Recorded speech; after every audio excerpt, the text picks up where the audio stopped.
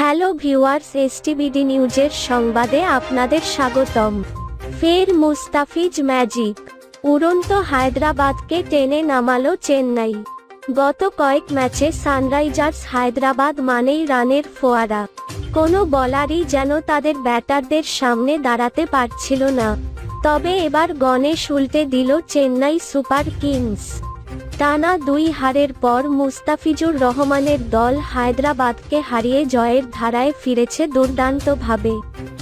চেন্নাই 78 রানের বড় ব্যবধানে হায়দ্রাবাদকে হারিয়ে প্লেঅফের লড়াইয়ে টিকে থেকেছে।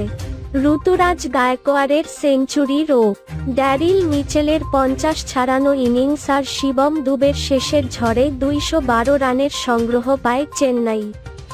জবাব দিতে নেমে সানরাইজার্স হায়দ্রাবাদকে তুষার দেশপান্ডে মুস্তাফিজ পাথিরানার বোলিং তোপে অল্পতেই থামতে হয়।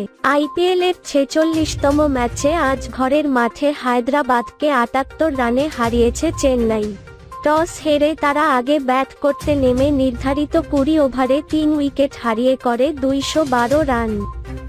জবাব দিতে নেমে সবগুলো উইকেট হারিয়ে 134 রানের বেশি করতে পারেনি হায়দ্রাবাদ। শেষ 2টি উইকেট তুলে নেন মুস্তাফিজুর রহমান। চেন্নাইয়ের হয়ে দারুণ বোলিং করেন দেশপান্ডে। 3 ওভারে 27 রান খরচায় তিনি নেন 4 উইকেট। 2 ওভারে 17 রান খরচায় 2টি উইকেট পান পাথিরানা। দারুণ এই জয় 9 ম্যাচে 10 পয়েন্ট নিয়ে টেবিলের 3-এ উঠে এসেছে চেন্নাই।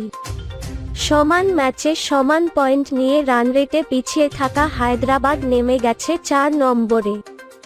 আর এই দুদল থেকে রান রেটে এগিয়ে থেকে 10 পয়েন্ট নিয়েই 2-এ কলকাতা নাইট রাইডার্স। 16 পয়েন্ট নিয়ে সবার শীর্ষে রাজস্থান রয়্যালস।